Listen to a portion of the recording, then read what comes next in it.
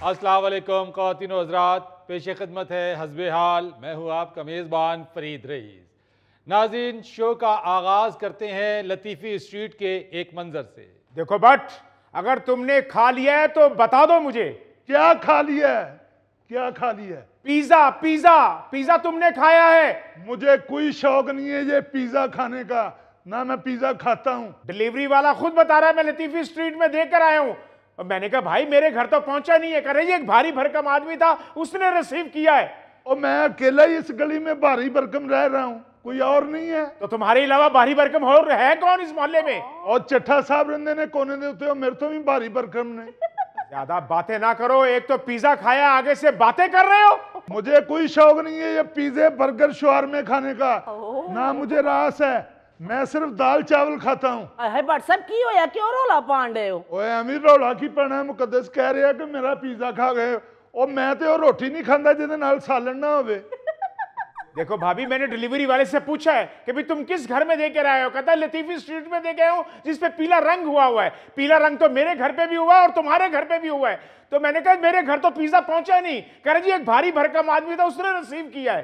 अब भारी भरकम जब तू हुण ना लिया ना, मैं तेन चौक के बारी च मारनी। मैं तेन दसा मैं करूं अपनी जबान को लगाम दो। मैं कहना तू बंद कर पिज्जे वाला बैठो। पिज्जा खा के आगे से बातें कर रहे हो। चुगताई साहब, भट्ट साहब, एक मिनट यार, तहम्मुल के साथ क्या हो गया? चुगताई साहब, क्या मसला है? आप क्यों इल्जाम लगा रहे हैं भट्ट साहब पे? फरीद साहब, मैंने पिज्जा ऑर्डर किया था और ऑनलाइन मैंने पेमेंट भी कर दी थी। वो कह रहे जी लतीफी स्ट्रीट में देकर आया हूं और वहां किसी बंदे ने, भारी भरकम सा बंदा था, उसने रिसीव किया है। हाय हाय, की हो गया तानू? महल्ले दे विच बाबर भी भारी भरकम है, चैपला लतीफी साहब भी भारी भरकम है, कल्ले बट साहब भी भारी भरकम नजर आन डे ने। चुगताई साहब, आपको चाहिए कि पूरी तहकीक करें, मामले की छानबीन करें। बगैर तहकीक की आप इल्जाम क्यों लगा रहे हैं? तो क्या तहकीक करूं? बट का अल्ट्रासाउंड करवाऊं? कौन करवाएगा मेरा अल्ट्रासाउंड? मैं कहना मुकद्दस लिया डंडा फड़ के तेरा। मैनू दसा, जे तू मेरा हुण ना लिया तो मेरे तो बुरा कोई नहीं होएगा। मैं तेन दसा, मोहल्ले में तुमसे बुरा और है भी नहीं कोई।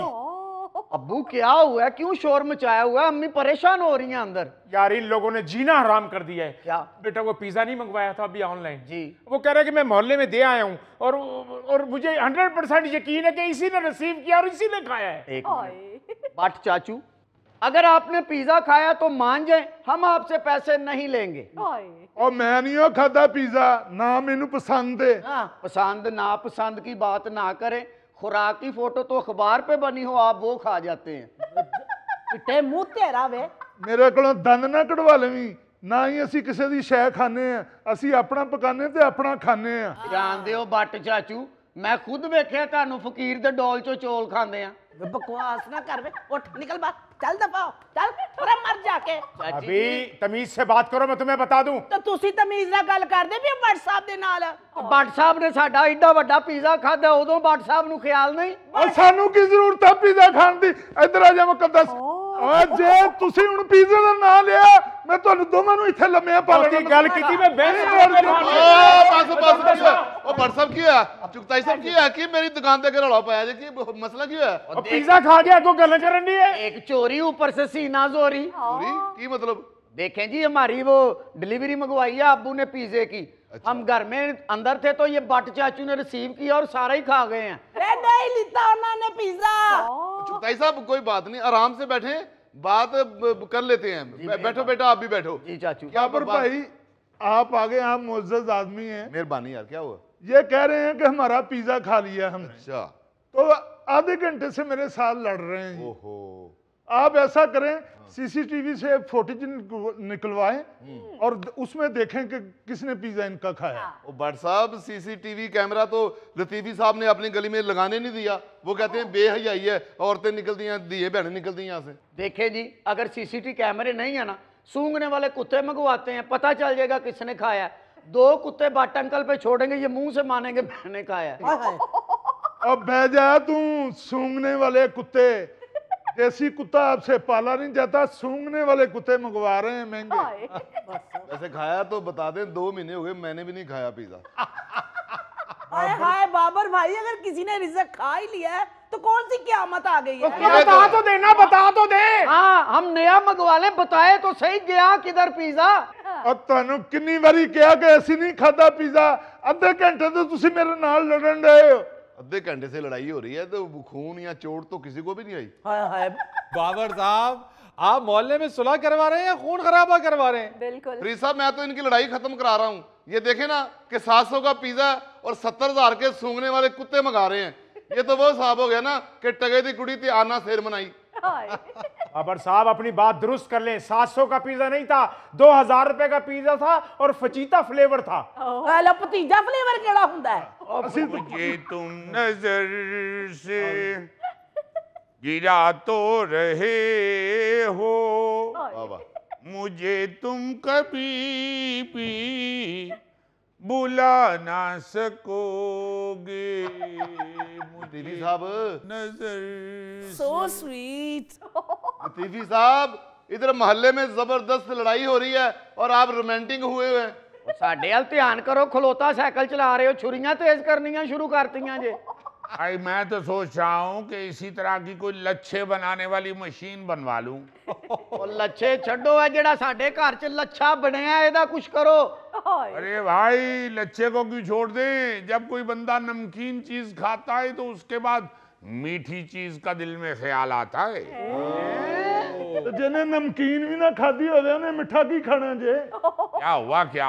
चुगताई साहब कह रहे हैं कि बट साहब साडा पिज्जा खा गए ने। देखो ਇਸ ਤਰ੍ਹਾਂ ਦੀ ਗੱਲ ਹੋਈ ਕਦੀ? ਮਾਸੂਮਾਂ ਦੇ ਉੱਤੇ ਇਲਜ਼ਾਮ ਲਾ ਰਹੇ ਨੇ। तो पिज्जा था किसका? साडा ये हमारा तो खाया किसने है? ओ बट अंकल ने। अब बट ने ਉਹ ਨਹੀਂ ਖਾਦਾ ਤੁਹਾਨੂੰ ਕੀ? आपने खाया है लतीफी स्ट्रीट के इबरत के निशान।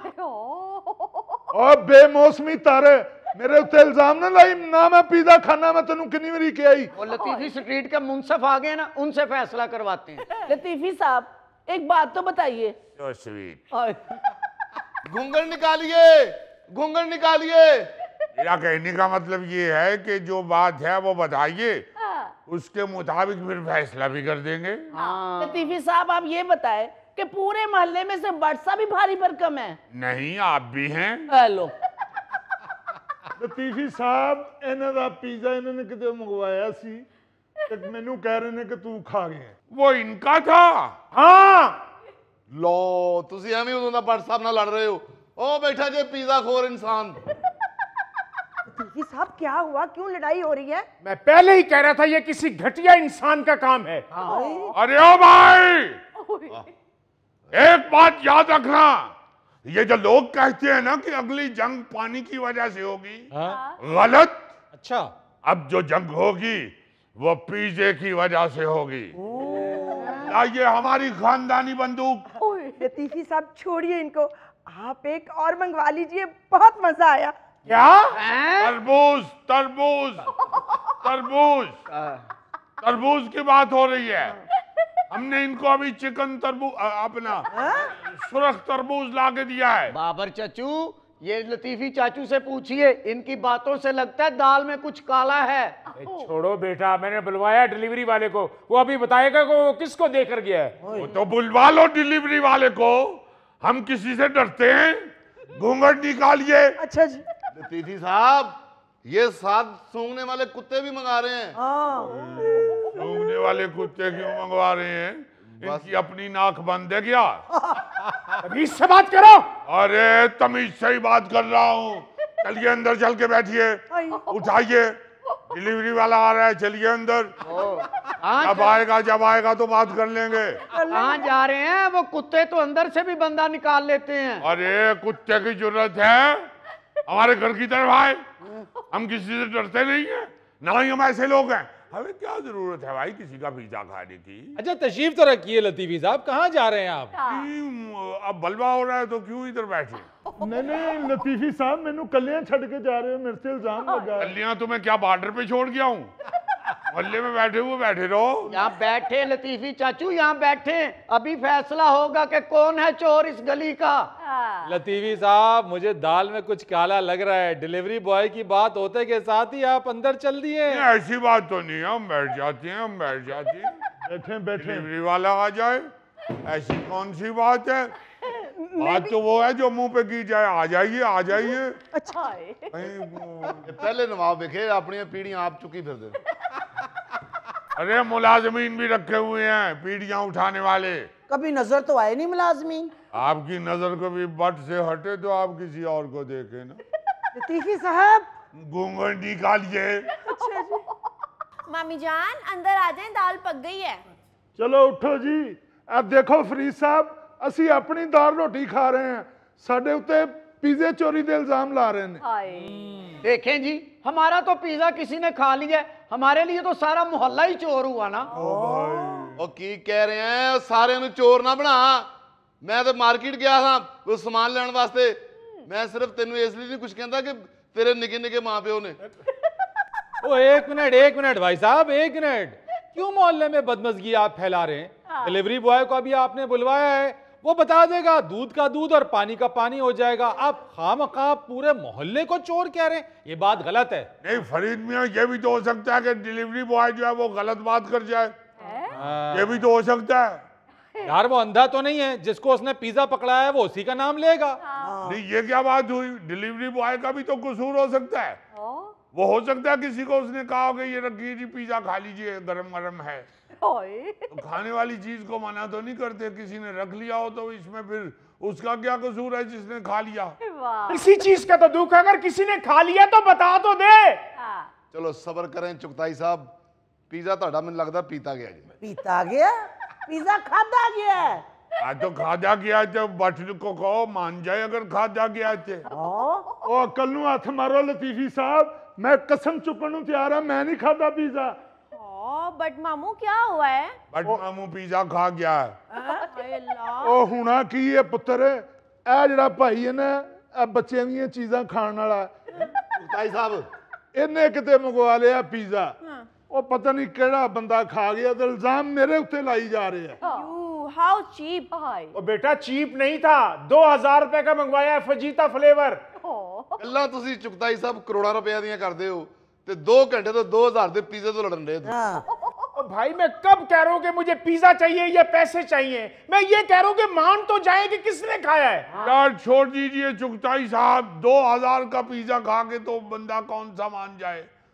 इधर तो करोड़ों के प्लाट खा गए लोगों के, करोड़ों की जायदादें खा गए लोगों के। कौन आके बताता है कि मैंने खाई है? खा लिया किसी ने पिज्जा तो रहने दीजिए, खा लिया किसी ने हो गया बस छोड़ दीजिए। लतीफी मियाँ, बात करोड़ों के प्लाट की हो या 2000 के पिज्जे की हो, जो काम गलत है वो गलत है ना। आप जस्टिफाई तो नहीं कर सकते। ये आदमी लतीफी स्ट्रीट में पानीपत की जंग करवाना चाहता है। वो आ गया है डिलीवरी वाला। अस्सलाम वालेकुम जनाब, किसने बुलाया मुझे? जी मैंने बुलवाया है जी।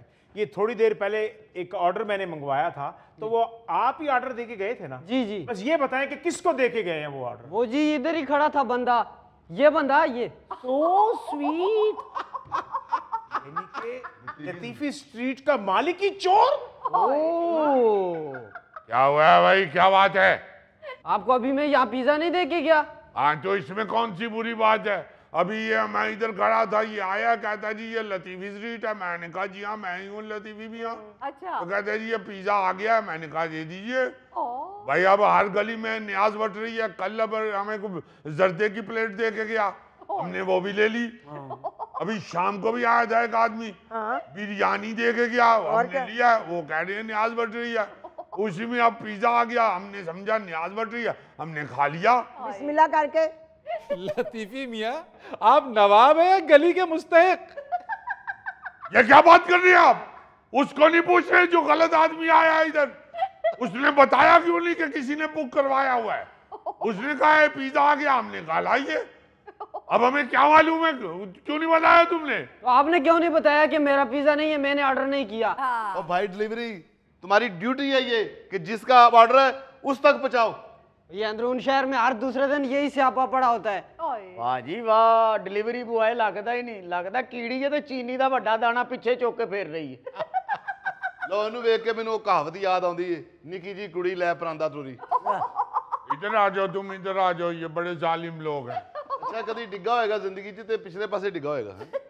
बांदरी दे मुंह वालिया, गलती तेरी है ते इल्जाम भट्ट साहब ते लगदा रहा। भट्ट साहब ते केड़ा पहली बार इल्जाम लगे? ਇਹ ਤੇ ਉਹੀ ਬਾਟ ਸਾਹਿਬ ਨੇ ਨਾ ਜਿਹੜੇ ਸਰੀਏ ਦੀ ਫੈਕਟਰੀ ਵਿੱਚੋਂ ਲਵਾ ਚੋਰੀ ਕਰਦੇ ਫੜੇ ਗਏ। ਉਹ ਜਾ ਇੱਥੋਂ ਚਲੇ ਜਾ, ਮੈਂ 2 ਉਂਗਲਾਂ ਦੇ ਨਾਲ ਤੇਰਾ ਗਲ ਘੁੱਟ ਦੇਣਾ। नाज़रीन यहाँ लेते हैं एक छोटी सी ब्रेक। ਭਾਈ ਤੁਹਾਨੂੰ ਤੇ ਵੇਖ ਕੇ ਚਿੜੀਆਂ ਕਾਂ ਵੀ ਕਹਿੰਦੇ ਹੋਣੇ ਨਹੀਂ ਭੈਣਾ ਇਹ ਤੇ ਸਾਡੇ ਤੋਂ ਬਹੁਤਾ ਉੱਡ ਗਈ। ਇਹ ਕੌਣ ਰਿਹਾ?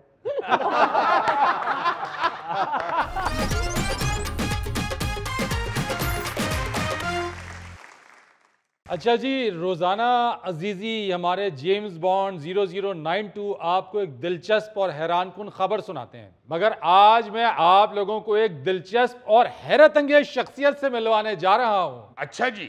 नाम है इनका खरलज़ादा कसरत राय, और इन्होंने अपने पैदल चलने के शौक को एक मकसद के साथ जोड़ा, पूरी दुनिया में वॉक की और अब तक पूरी दुनिया में 18,000 किलोमीटर की वॉक कर चुके हैं ये। माशाल्लाह। तो अपना कसरत राय आपका नाम है जी? जी जी, कसरत राय। तो खरलज़ादा क्यों साथ लगाया हुआ? खरल हमारी कास्ट है, खरलज़ादा कसरत राय पूरा नाम। अच्छा अच्छा अच्छा। कसरत राय साहब, आपका ताल्लुक किस इलाके से है? जी, मैं खरलज़ादा कसरत राय, जैसा कि आप लोग जानते हैं कि चलता फिरता पाकिस्तान। जी जी। ज़िला हाफिज़ाबाद का एक नवाई गांव है खिद्दे खरल जी, तो वहाँ से मेरा ताल्लुक है। वैसे पूरे पाकिस्तान के फुटपाथ और सड़कें मेरा घर है। आप अपने गांव क्यों नहीं रहते होते? किसी ने लड़ाई है ताड़ी? हाँ, मुझे प्यार बहुत ज़्यादा मिलता है, इसलिए मैं वाह वाह वाह वाह वाह। नहीं, वाकई ये तो पाकिस्तान से प्यार की इंतहा है। हाँ बिल्कुल। कि पाकिस्तान की हर सड़क इन्होंने पैदल पूरी देखी हुई। भाई, इंसानी हुकूक को, जो लोगों के मसाइल हैं उसको उजागर करने के लिए इन्होंने अपनी वॉक को मकसद बना लिया। बहुत अच्छा। तो कसरत राय साहब, पहला सफर आपका कौन सा था? हाँ, ये 2007 में मेरी पहली वॉक थी फ्राम खैबर टू कराची। अच्छा। जो कि 1999 किलोमीटर डिस्टेंस था और मुझे 85 डेज में ये तय करना था, और अल्हम्दुलिल्लाह मैंने किया। वाह। और आपका दूसरा सफर कहाँ से कहाँ तक का था? बस फिर एक तवील सिलसिला चल निकला, और फिर मेरा दूसरी मेरी वॉक थी जब स्वात ऑपरेशन शुरू हुआ, तो उसके तनाज़र में इस्तेकाम पाकिस्तान के नाम से लाहौर टू इस्लामाबाद। फिर उसके बाद तीसरी मेरी एक वॉक थी जो कि बहुत ही ज़रूरी थी उस वक़्त के हवाले से, वो इस्लामाबाद टू चकोठी थी फॉर कश्मीर काज। और मुझे ये प्राउड फील होता है बताते हुए कि मैं शायद पहला सिविलियन हूँ जिसने LOC पे जाके पाकिस्तान का झंडा लहराया। क्या बात है। वाह। ਤੇ ਭਾਜੀ ਹੁਣ ਕਿਤੇ ਅਗਰ ਪੈਦਲ ਲੰਮੀ ਵਾਕ ਤੇ गए तो साडा गोगा भी ले आ जाना। जी जी, बिल्कुल इनको मेरी तरह वॉक करनी चाहिए और मेरी तरह की फिटनेस में आना चाहिए। तो ये बताइए कसरत साहब के सारी ये जो वॉक आपने की हुई है, ये आपने अकेले की है या किसी सफर में आप भाभी बच्चों को भी साथ लेके गए? आप भाभी की तलाश जारी है जी। शादी नहीं हुई? और कोई मुझ जैसी मिलेगी तो शायद। ओहो, कुआरे ने तो ही खजल होंगे फिर दे। अच्छा, असल में पैदल चलने की वजह ये है। तो कहते ने मुझ जैसी भाजी इन्ना पैदल फिरन वाली कोई नहीं जी होनी। कोई पाकिस्तान लवर तो होगी ना। अच्छा जी, ये चकोठी वाले सफर के बाद कौन सा सफर किया? जी, फिर मुझे जब पाकिस्तान से इन्वेस्टर भागना शुरू हुए थे, 2011 की बात है, तो फिर मैंने खैबर टू कराची अगेन एक वॉक की। अच्छा। पाकिस्तान का सॉफ्ट इमेज हाईलाइट करने के हवाले से, और दुनिया को ये बताने के लिए कि पाकिस्तान में ऐसा कुछ नहीं जो आप लोग समझ रहे हैं या जिस तरह के हालात पाकिस्तान के दिखाए जा रहे हैं। बहुत अच्छा, बहुत खूब, बहुत खूब। अच्छा कसरत साहब, दिल के करीब आपका कौन सा सफर है? हाँ, ये बड़ी अहम बात है। दिल के करीब तो मेरा कराची टू मक्का मुकरमा का सफ़र था, क्योंकि उसमें मुझे एक्साइटमेंट थी। मैं मदीना मुनव्वरा जा रहा था, मैं मक्का मुकरमा जा रहा था। तो अल्लाह ताला ने मुझे असर हाज़िर में पूरे बरसगीर में शायद मैं वैध शख्स हूँ कि जिसको अल्लाह ने यह सादत बख्शी कि पैदल हज भी मैंने किया कराची टू मक्का मुकरमा। और यहाँ मैं थोड़ा सा बताता चलूँ कि 6,387 किलोमीटर डिस्टेंस था, जो कि मुझे 117 दिनों में कवर करना था। क्या बात। और अल्लाह के फजल करम से मैंने किया। वाह वाह। कसरत राय साहब, बड़ी बात है कि वरना आप तो 15 लाख रुपए हज पे लगता है, आपने 3500 में कर लिया। नहीं, मेरा 32 लाख लगा था 2013 में, क्योंकि जब मैं चलता हूँ 12 दिन को रोजा रख के नहीं संट रहे। ऑब्वियसली रास्ते में को आराम भी करना होता है, मगर गए टोटल पैदल। बहुत अच्छे। हाँ, ये तुम पूछ सकते हो कि आपके इस सफर पे कितने बूट लगे थे? भाई मुश्किलात भी पेश आती हैं, तो कसरत साहब सफ़र में मुश्किलात किस तरह की पेश आई आपको? हाँ, एक चीज़ और बताना ज़रूरी है कि मैं कोई भी जो वॉक करता हूँ उसको पूरी तरह प्लान करता हूँ, पूरी ऑर्गेनाइज होती है। जब मैं चल रहा होता हूँ तो मेरे साथ एक गाड़ी पुलिस की चल रही होती है, एक एम्बुलेंस चल रही होती है, एक गाड़ी मेरे कोऑर्डिनेटर्स की होती है। अगर मैं पाकिस्तान के अंदर हूँ तो फिर एक गाड़ी साउंड सिस्टम वाली भी साथ चल रही होती है। अच्छा, पूरा एक कानवाई चल रहा होता है, आगे आगे मैंने किट पहनी होती है, झंडा पाकिस्तान का पकड़ा होता है और चल रहा होता हूँ। या फिर पीस का एक फ्लैग मेरा अपना है जो कि पाकिस्तान का झंडा पहन लेता हूँ और वो पकड़ लेता हूँ। तो फिर पूरा रूट ऑर्गेनाइज होता है, जगह जगह पे रिसेप्शंस हो रहते हैं, जगह जगह पे फ़ोटो सेशंस चल रहे होते हैं, मीडिया इन्वॉल्वमेंट होती है। तो एक लम्हा भी ऐसा नहीं होता कि मैं कहीं अकेला हूँ। डेजर्ट तो साथ पुलिस वाले होते हैं तो वो आपको कहते नहीं कि तेरी मेहरबानी गड्डी च बैठ जा। वो बेचारे तो हमेशा ही कहते हैं, लेकिन उनकी मानता कौन है फिर। हाय हाय। बहुत अच्छे। अच्छा, वो कहते हैं कि बैठ जाओ गाड़ी। इतनी आहिस्ता गाड़ी चलाना भी तो एक बाकायदा पूरी पेशेंस का काम है। उस वक्त कमान मेरे हाथ में होती है, इसलिए नहीं तो पुलिस वाले कहते होंगे गड्डी च बैठ जाओ, तो कहते होंगे किहड़े केस इसके अलावा और कौन से सफर किए हुए हैं? इसके अलावा मैं न्यूजीलैंड में वॉक कर चुका हूँ जब मस्जिद अल नूर पे अटैक हुआ था। अच्छा, वो विलिंगटन टू क्राइस्ट चर्च पूरे पाकिस्तान को रिप्रेजेंट करते हुए अल्हम्दुलिल्लाह अल्लाह ने मुझे सादत दी। माशाल्लाह। तो बहुत ही कामयाब रही वो वॉक मेरी। पूरी दुनिया के अंदर एक बड़ा पॉजिटिव मैसेज गया पाकिस्तान के हवाले से, पाकिस्तान का मुस्बत चेहरा दुनिया ने देखा, दुनिया को पता चला कि पाकिस्तानी लोग पीस लवर्स हैं। बहुत अच्छे। तो पहली बरसी पे मैं वहाँ पे पहुँच गया था। 5 मार्च से 15 मार्च मेरी वॉक थी। हाँ, ये मैं अप्रिशिएट करता हूँ गवर्नमेंट न्यूजीलैंड को, क्योंकि वहाँ पे पहला प्रोग्राम ही मेरा उनकी पार्लियामेंट के अंदर था और 3 मिनिस्टर उनके मुझे होस्ट कर रहे थे। और फिर उन दिनों कोविड शुरू हो चुका था। तो कोविड शुरू होने के बावजूद, लॉकडाउन होने के बावजूद मुझे उन्होंने एक्सेस दी और मैंने अपना टारगेट अचीव किया। उनकी deputy prime minister doctor Megan would ने मुझे रिसीव किया मस्जिद अल नूर के बैर, क्योंकि एक तवील सिलसिला है, लंबी लंबी वॉक्स हैं मेरी। फिर जापान के अंदर थी मेरी, Hiroshima to Nagasaki international peace के तनाजर में। हिरोशिमा जो वहाँ पे वो म्यूजियम बनाया हुआ है, उन्होंने वो देखा आपने? जी जी, देखा मैंने। और उस पॉइंट से ही मैंने वॉक शुरू की थी जिस बिल्डिंग के ऊपर वो एटम गिराया गया था। हाँ, बिल्डिंग नहीं, वो हवा में फट गया था, उसके नीचे उन्होंने वो म्यूजियम बना दिया हुआ है, मैंने वो देखा हुआ है। जी जी, तो वहाँ से स्टार्ट लिया और जहाँ पे उन्होंने पीस टावर बनाया हुआ है नागासाकी के अंदर, वहाँ जाके मैंने इख्तिताम किया। तो वो बहुत ये कितने किलोमीटर था? ये 496 किलोमीटर गालबन, मुझे एग्जैक्ट याद नहीं है, 90 का फिगर था। अच्छा, बड़ी दिलचस्प बात यह है कि कसरत साहब को जो है वो आयरन मैन और फ्लाइंग मैन के अलकाबात भी मिले हैं। इन्होंने तो 20-25 और अलकाब देने चाहिए। अब देखे तो सही यार, बड़ी बात है। और मैं समझता हूँ कि इतना ये काम दूसरे लोग भी काफी करते हैं। हाँ जी। मगर ये इंतहाई बा मकसद वाह करते हैं। हाँ। कसरत साहब, कोई अवार्ड्स भी आपको इसके अलावा, अलकाबात के अलावा मिले?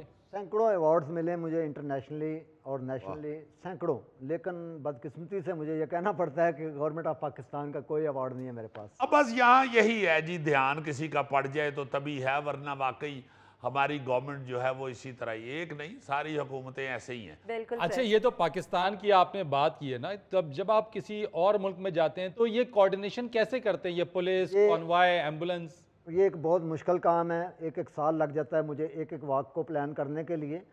और ये जो काम मैं करता हूँ ये बड़ी बड़ी ऑर्गेनाइजेशंस नहीं कर सकती। जैसा कि अभी पिछले साल मेरी वॉक थी इंग्लैंड के अंदर, Manchester to London for Kashmir काज।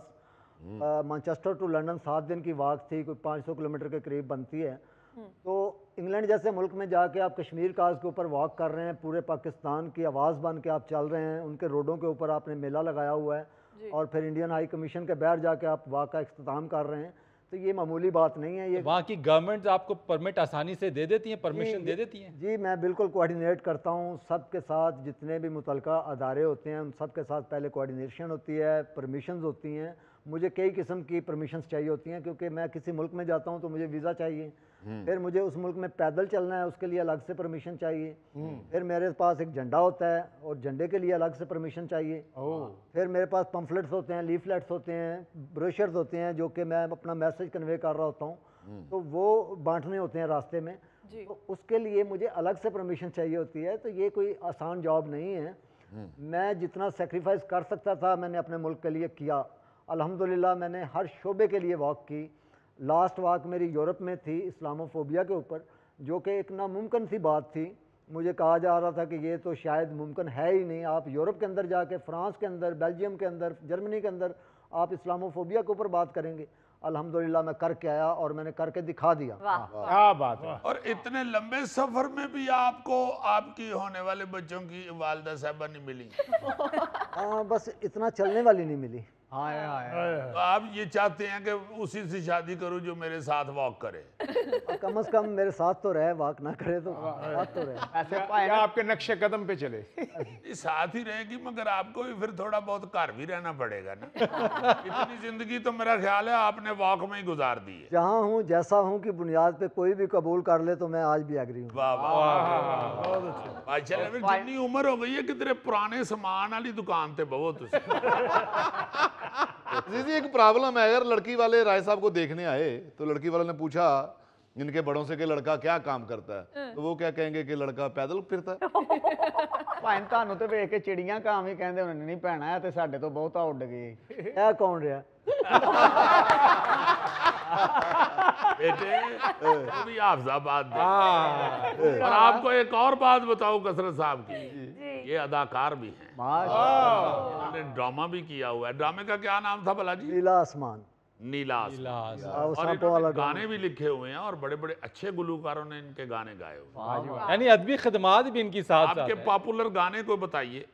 शौकत अली का तराना, अल्लाह जन्नत नसीब करे। शौकत अली साहब बड़ा नाम थे पाकिस्तान का, उन्होंने एक मेरा तराना गाया था। उच्चे सबज पहाड़ा अंदर खून दी सुरख लकीर, नीली नदियां नाल पे गावे, आज़ादी दी हीर, कश्मीर मेरी जागीर। आरफ लोहार साहब ने भी गाया हुआ। आरफ लोहार साहब ने गाए जी। कल्लड़ जी बाकी नार कलेजा चीर गई, सोहनिया दाओं वाली तिक्के तिक्के साहों वाली, गोरियां बाहों वाली लै गई मेरा दिल कट के।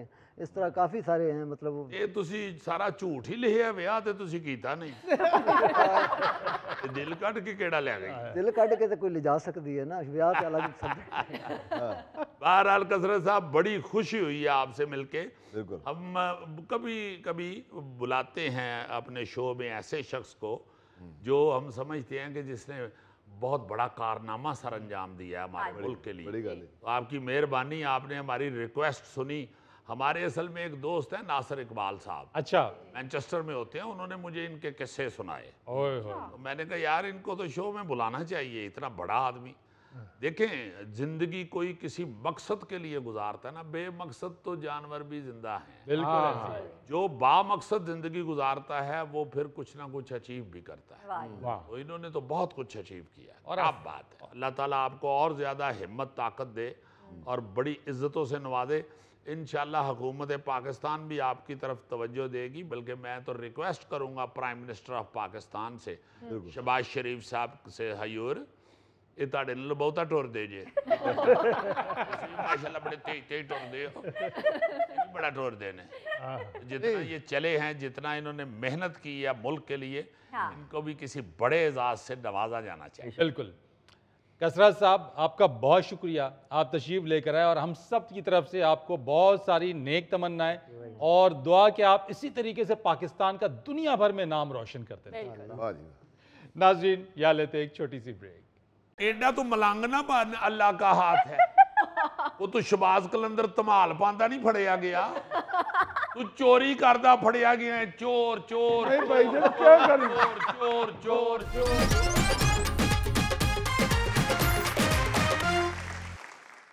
अच्छा जी, वाकया का तो आप लोगों को पता चल ही गया होगा कि लाहौर के इलाके महमूद बूटी में एक फैक्ट्री थी स्टील की, वहाँ बिजली चोरी की जा रही थी। आपदा के अफसर को पता चला तो वो बिजली चोरी रोकने के लिए वहां पहुंचा। वहां पहुंच के उसने फैक्ट्री का बिजली का कनेक्शन काट दिया। बस जी, फैक्ट्री का मालिक आपे से बाहर हुआ और उसने अपनी लेबर के जरिए इस एसडीओ को वो फेंटा लगाया कि बस। नहीं, वो फैक्ट्री मालिक साहब शक्ल से ही लग रहे हैं जालिम आदमी। जी जी। और जबरदस्ती 2 नंबरी करने वाले लग रहे हैं। आप इधर आ जाएं सर, आप इधर आ जाएं। नहीं रहने दो, पहले ही उसने बहुत मारा है। प्लीज मैं ऐसा नहीं हूँ, मेरे इलाके में आके पूछ लें। इलाके तेरे में कातली पूछन जाइए, तेरे नौकरां सी तू तुम्हारे इलाके में पूछने जाए। तुम बिजली चोरी कर रहे थे, बात खत्म हो गई। उसने जाके कनेक्शन काटा है, तुमने बदतमीजी की है। हाँ। बल्कि बदतमीजी नहीं की, जुल्म किया है, बल्कि जुर्म किया है। एसडीओ पर हाथ उठाया सर, एसडीओ। वो सारा एसडीओ हो या आपका कोई लाइनमैन हो, हाँ। ये कहाँ लिखा हुआ है कि आप सरकारी एहलकार जो अपना सरकारी जिम्मेदारी पूरी कर रहा है उसके ऊपर आप बात उठाएं? बिल्कुल। इनका तरीका कार भाईजान गलत था। आपका तरीका गलत है जो बिजली चोरी कर रहे हैं। ये देखें, नहीं जी वो ठीक कह रहे उनको हैं। मार पड़ी हुई है, क्यों ना वो चीखें। मैंने तो नहीं मारा। तरीकाकार क्या गलत है? मतलब कनेक्शन आपका काटते ना, वैसे प्यार से निकाल लेते। ये बेल देते आके मुझे मिलते, इधर बेल देते, आप ड्राइंग रूम में बैठे हुए थे, आपकी फैक्ट्री है, आप वहां बिजली चोरी कर रहे हैं, आपको बेल देंगे, आप कनेक्शन उतार देंगे। नहीं हजूर, इन्होंने खुद ही दीवारें फलांगनी शुरू कर दी और छापा ऐसे ही पड़ता है, छापा इसी का नाम है। तो फिर बंदों ने ये छापा मारने आए थे, आपके ससुराल से मेहमान नहीं थे आए। आपने बजा फरमाया अगर हम लोग काम ना करें तो मुअत्तल, अगर काम कर रहे हैं तो फिर ये फैक्ट्री पड़ रही है। एसडीओ साहब जरा तफसील बताइएगा क्या किया इन्होंने आपके साथ? सर हमें शिकायत मिली कि स्टील मिल में बिजली चोरी हो रही है। हम लोग वहां पहुंचे हैं और इन्होंने वाकई वहां गलत कनेक्शन लगाया हुआ था, बिजली चोरी हो रही थी। हमने कनेक्शन काटा है और इन्होंने अपने बंदों से कहा कि हमें फेंटा लगवाया है जी। ये देखे सर, ये देखे। बेटा क्यों किसी साइकिल से गिर गए हो, मेरे पे डाल रहे हो कि मैंने तशद्दुद किया है? बेटा उस वक्त तो हमें बुरा भला कह रहे थे, गालियां दे रहे थे आप लोग। सर जिस खंबे से हमने इसका मीटर काटा है ना, अपने मुलाजमों को कहता है इसी के साथ बांध को मारो इनको। नहीं बेटा, मैं क्यों बांधूंगा? हाय हाय हाय, यहाँ पे भी डंडा बजा हुआ है, यहाँ पे भी डंडा मारा है। बेटा मैं उस वक्त भी आपको रोकता रहा हूँ कि रुक जाएं, हौसले से बात करें। मैंने आपके लिए क्यों हौसले से बात करें? मुझे जरा ये बताएं, आप बिजली चोरी कर रहे हैं। नहीं भाई, तो यार ठहर जाओ ना, वो उन्होंने देख लिया है, वो जिम्मेदार लोग हैं। एसडीओ गया है, एसडीओ का पता है क्या होता है जी? क्या होता है? इलाके का कोई अफसर होगा। इलाके का होता है ना। एसडीओ सब डिविजनल ऑफिसर, और वो इंजीनियर होता है, एक पढ़ा लिखा आदमी होता है। वो आपके पास गया है अपने फराइज को पूरा करने के लिए। उसने देखा है आप बिजली चोर, आप बिजली चोर हैं। बिजली चोर, बिजली चोर, बिजली चोर। नहीं भाईजान ऐसे बिजली चोर, बिजली चोर, बिजली चोर। भाईजान ऐसे ना करें। मैं मान से किसी ने सही मशवरा दिया था कि ऐसे लोगों की तस्वीरें वायरल करनी चाहिए और बिल्कुल टेलीविजन के ऊपर हर टीवी चैनल के ऊपर चलवानी चाहिए। और नीचे बड़ा बड़ा लिखना चाहिए बिजली चोर, बल्कि सिर्फ चोर लिखें, चोर चोर चोर चोर चोर। रजीजी मैं ये भी बता दूं कि इतला ये है कि इस फैक्ट्री मालिक के पीछे एक सूबाई वजीर का हाथ है, जिसकी वजह से ये चोरी भी कर रहा है, सीना जोरी भी कर रहा है। असल बात ये मैं क्या शहजादे गिर जाता हूँ, मेरे पीछे हाथ है उनका। आप नजरों से गिरे, अल्लाह का हाथ है जी, मेरे पीछे अल्लाह बेटा तू मलांगना अल्लाह का हाथ है। वो तू शबाज कलंदर धमाल पांदा नहीं फड़िया गया, तू चोरी करदा फड़िया गया है। चोर चोर नहीं भाईजान क्या करें? चोर चोर चोर। ऐसे डिप्रेशन का शिकार हो भाईजान, ऐसे ना करे, ना करे भाईजान, प्लीज खुदा के लिए। बेटा चोर हो, अजी तले को ऐसे कर रहे हैं आप। देखो कितना सियाना है। आए क्या देखो उसको कह रहा है कि मैं ये नहीं करता, पकड़ा गया मैं। वो चोरी करता है और उन्हें अखलाकियात का दर्ज दे रहा है कि अखलाकियात को उन्होंने हदूद फलांग दी। हाँ, और फिर सारे पाकिस्तान में ये खबर फैल चुकी। हाँ वाकया सारों के सामने है। वो ऑफिसर बेचारा जो है, ये जो बैठा हुआ है हमारा ये डमी ऑफिसर एसडीओ साहब, देखे ना जरा एसडीओ साहब, यार कुछ हया करो। या तो है ना कि वो तुम्हारे साथ कोई नाजायज कर रहा था तो तुम्हें गुस्सा चढ़ा है। हाँ ये बेचारे अफसर देखें, काम ना करें तो मुअत्तल होने का खतरा, अगर जाएं काम करने तो आगे से मार पड़ती। भाईजान यकीन करें, मैं एक मुअज़्ज़ज़ आदमी हूँ। सारा जेड़ा अपने आप ਨੂੰ ਮੁਅੱਜ਼ਜ਼ ਕਹਿ ਰਿਹਾ ਨਾ, ਅਸੀਂ ਜਦੋਂ ਇਹਦੀ ਫੈਕਟਰੀ ਗਏ ਆ, ਸਵਿਮਿੰਗ ਪੂਲ ਤੇ ਇੰਜ ਬਹਿ ਕੇ ਅੰਗੂਰ ਖਾ ਰਿਹਾ ਸੀ ਤੇ ਇੱਕ ਖਾਜਾ ਸਰਾਏ ਦੀਆਂ ਪਿੰਨੀਆਂ ਘੁੱਟਦਾ ਸੀ ਪਿਆ। बेटे वो ख्वाजा सरा नहीं है, वो मेरा सबसे छोटा भाई है। वैसे उसने बाल बड़े बड़े रखे हुए हैं। हाँ जी, ਇਹਦੇ ਹਿੱਸੇ ਦੇ ਵੀ ਉਹਨੇ ਹੀ रखे। वो लाड प्यार में पला हुआ है, हम ऐसे लोग नहीं हैं। भाई साहब मैं आपके प्रोग्राम में ये बात करना चाहता हूं कि मेरी जिंदगी में इसकी फैक्ट्री में रोशनी नहीं हो सकती। तुम क्या आप सूरज उतार के ले जाओगे? बताऊंगा कि एसडीओ की हैसियत क्या है, बताऊंगा तुम्हें मैं। और नहीं जी, इसमें आपको तो बताने का कोई मेरा ख्याल है कोई जिम्मेदारी लेनी चाहिए। ये तो हुकूमत पाकिस्तान को और पंजाब हुकूमत को इनिशिएटिव लेना चाहिए। हाँ जी। ये अगर चाहते हैं कि बिजली चोरी रुके तो इस तरह का कोई केस सामने आए तो उस पे इस तरह का एक्शन लें कि बाकी सारे सूबे को बल्कि सारे मुल्क को नसीहत हो जाए। यार आए रोज हुकूमत बिजली के बिलों में इजाफा करती है, फिक्स चार्जेस लगाने का सोचती है और वजह यह बताई जाती है कि जी लाइन लॉसेस बहुत हैं, चोरी बहुत हो रही है। भाई अगर चोरी बहुत हो रही है तो उसे रोको। इस तरह के अफसर जो चोरी रोकने जाते हैं उनकी हौसला अफजाई की जाए, ना कि ये कि चोरी रोकने जाए। फैक्ट्री मालिक जो है वो चौड़ा हो रहा है और एसडीओ जो है बेचारा मजलूम बन के बैठा हुआ है। हाँ, अब ये जो कहा जाता है मुबैना तौर पर कि इसके पीछे कोई सूबाई वजीर है, तो वजीर आला पंजाब जो हैं वो ये साबित करें अपने एक्शन से कि मेरा सूबाई वजीर इसके पीछे नहीं है जी। क्योंकि ये तो पक्की बात हो गई है ना जी कि इसने मारा है सरकारी आदमी को। इसको अब कितनी कैद होती है या कितनी देर ये गिरफ्तार होता है या इसके कनेक्शन का क्या होता है, ये चीजें ये साबित करेंगी कि सूबाई वजीर इसके पीछे है या नहीं। बिल्कुल। वरना अगर एक्शन कोई ना लिया सूबाई हुकूमत ने तो फिर इसका मतलब है सारे रले ने। बिल्कुल। नाज़रीन यहाँ लेते हैं एक छोटी सी ब्रेक। रईस साहब इतना सफर किया दुनिया का और नाइस तरीके से किया है, वाह वाह। साथ वाले को तंग नहीं किया? नहीं, ये तो जहाज जो उतरता सी तो जहाज साफ करके उतरता।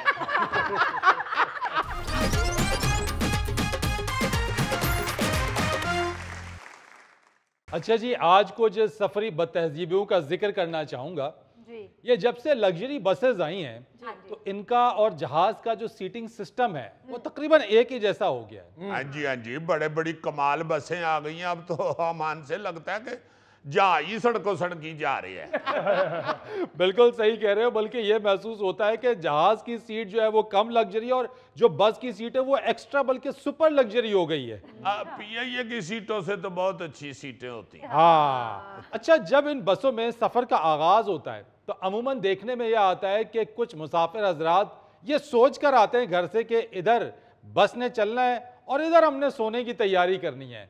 ले जनाब, बैठे, बस चली और उन साहब ने लीवर खींचा और ये पीछे इस बात से कतई नजर कि भाई पीछे कोई शख्स, कोई फर्द, कोई मुसाफिर बैठा, कोई काम कर रहा होगा या कोई गोगा टाइप आदमी बैठा हुआ है। ਉਹਨੂੰ ਪਹਿਲੇ ਹੀ ਵਿਚਾਰੇ ਨੂੰ ਸੀਟ ਥੋੜੀ ਆ ਉਤੋਂ ਹੋਰ ਉਹਦੇ ਉੱਤੇ ਆਪਣੀ ਬੈਕ ਸੀਟ ਸੁੱਟ ਕੇ यानी कि मलबा सुट देता। ਹਾਂਜੀ ਮਲਬਾ ਹੀ ਸੁੱਟਤਾ ਗੋਗੇ ਦੀ ਤੇ ਕਈ ਸੀਟਾਂ गोगा बैठा हो ना जी, तो अगला बंदा अगर सीट पीछे करे तो गोगे के पेट को टच हो जाता है।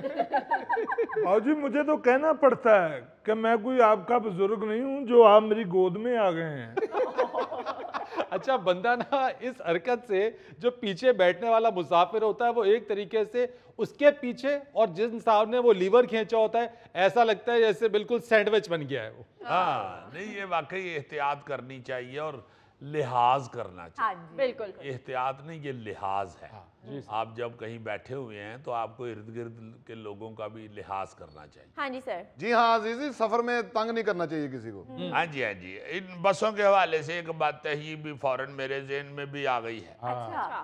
वो जो बसों की बच्चियां बेचारी बेटियां काम कर रही होती है ना जी बस के अंदर, जिसे हम बस होस्टेस कहते हैं, उसको कई लोग तौबा इस्तगफार अपने को घर की मुलाजमा समझ लेते हैं। बार बार उसे बुला रहे होते हैं, बार बार अल्लाह इस बेचारी का तो काम इतना जी आपको खाना वाना दे दे या वो जो पानी है जूस या पानी वो आपको दे दे, जूस वगैरह। मगर मैंने एक दफा देखा, मैं हैरान हो गया, एक बंदे का को पता नहीं कोई चीज गिरी नीचे तो उसने उसको बुलवा के कहा कि ये पकड़ो। भाई ऐसे नहीं होना चाहिए। और फिर रवैया भी कई लोगों का बहुत बुरा होता है, बहुत बुरा होता है। उसको भी अपनी बेटी समझना चाहिए, बहन समझना चाहिए। बिल्कुल जी। वो भी बेचारी काम पे अगर निकल आई है बाहर तो इसका ये मतलब नहीं है कि वो उसके साथ आपका रवैया बुरा हो जाए, या आप बस में अगर बैठ गए हैं तो इसका ये मतलब नहीं है कि आप पूरी बस के समेत अमले मालक बन गए हैं। ऐसे नहीं होना चाहिए। फरीद साहब, बाज बंदे तो बस में खाने पीने का इतना सामान लेके चढ़ते हैं ना जैसे बस ने 6 दिन चलना हो। टिक्कियाँ, टाफियाँ, बिस्किट, और बाज बंदे तो कीमे वाले पराठे भी लेके चढ़ते हैं। कई लोगों का तो शो करते हुए भी जेब में पराठा होता है। भाई जी गल बस दी हो रही है, मेरी नहीं हो रही। असल में साइज देख के उसने कर दिया तो। अच्छा जी, जैसे आप देखते हैं कि बस में ही वो जहाँ जो LCD वगैरह लगी हुई हैं जिन बसों में, जी टीवी जिसे हम कहते हैं, कई जो हैं शोहे वो बैठे हुए अकेले, साथ को बुजुर्ग बैठा हुआ है या कोई खातून बैठी हुई है, तो उसके ऊपर कोई ऐसी फिल्म लगा देंगे जो वो नहीं देखना चाहती। ओवरसी कोई चीज लगा के तो बैठ जाते हैं आराम से। अच्छा, वैसे तो वो हेडफोन वगैरह देती हैं वो बस होस्टेस, और किसी वक्त कोई बंदे साथ भी ले जाते हैं अपना। मगर कई जरूर पूरी बस में एक कदा ऐसा बंदा होता है जिसके पास ना हेडफोन होता है ना कुछ, और वो ऊंची आवाज ला के बैठे होता है, बिल्कुल अपने मोबाइल पे लगा लेते हैं, अपने मोबाइल के ऊपर ऊंची आवाज में या कमेंट्री सुन रहा है या गाने सुन रहा है, वो साथ बुजुर्ग भी बैठे हुए हैं, खवातीन भी बैठी हुई हैं, कोई बंदा सोना भी चाह रहा है, नहीं उन्होंने अपना झिंग चिक चिक झिंग। फरीद साहब इतना सफर किया दुनिया का और नाज तरीके से किया है, वाह वाह, साथ वाले को तंग नहीं किया? नहीं ये तो जहाज जो उतरता सी तो जहाज साफ करके उतरता। कहते थे भाई किसी वक्त भी मैं इसमें दोबारा चढ़ सकता हूँ, मैं सारा जहाज साफ करूंगा। वरना थैले जैसे लोग दूसरी सवारी के कंधे पे सर रख के सो रहे होते हैं, ये गोगे जैसे दूसरे के आगे अपना बैग रख देते हैं। नहीं थैले जैसे तो मैंने देखा कई बार ना जहाज के सज्जे खब्बे ऊपर से पकड़ के तो कलाबाजी भी लगाते हैं। और कुछ लोग ऐसे होते हैं बाबूजी, अभी स्टाफ आता नहीं पहले ही खड़े हो जाते हैं, हालांकि सीट उसकी इधर है, वो साथ वाले को कहते हैं आप इधर हो जरा मुझे उधर जाने। फरीद साहब, हालांकि बस की टाइमिंग होती है कि 4 घंटे में पहुंचना है या 5 घंटे में पहुंचना है, लेकिन कई लोग बीच में बोलो चलो होली चलान रहे तेज चला ले, की हो गया तेन? हाँ कई कह रहे होते हैं तेज चला ले, जो कोई तेज चला रहे हो तो कई कह रहे होते हैं यार होली चला की करन डे हैं। मतलब हर बंदा उधर ड्राइवर भी बन के बैठा होता है। ऐसे ही है बिल्कुल। अजीजी भाई कई लोग तो ऐसे होते हैं जो गाने ना भी लगाए हो ना तो किसी को कॉल करके फोन पे ऊंची ऊंची बात कर रहे होते हैं 2-2 घंटे। यार तुम सफर की क्यों बात करते हो? तुम्हें बस की तो जरूरत नहीं, तुम तो उड़ के जाते हो। यार वो बस के अंदर बैठता है। अच्छा वो यूल बात ना करो, वो एक तरह का इंसान है। तुम क्या समझते हो कि शर्ट उतारेगा तो बीच में से पार निकलेंगे? अजीजी भाईजान, मैंने तो एक बस में एक फैमिली को सालगिरह करते हुए भी देखा हुआ है। हाँ, और इसको सिर्फ इसलिए याद है कि पौना केक उन्होंने एक खा। बहरहाल जी, जब सफर हम करें तो इस बात का ख्याल रखना चाहिए कि आपसे कोई दूसरा मुसाफिर जो है वो डिस्टर्ब ना हो। बहुत अच्छी बात है। नाजरीन, आपसे इजाजत लेने से पहले एक खूबसूरत बात, हिकमत ऐसा खजाना है जो तजुर्बात और गौर व फिक्र से हासिल होता है। वाह। अपने मेज़बान फरीद रईस को इजाज़त दीजिए, कल आपसे फिर मुलाकात करेंगे इंशाअल्लाह। तब तक के लिए अल्लाह हाफिज़।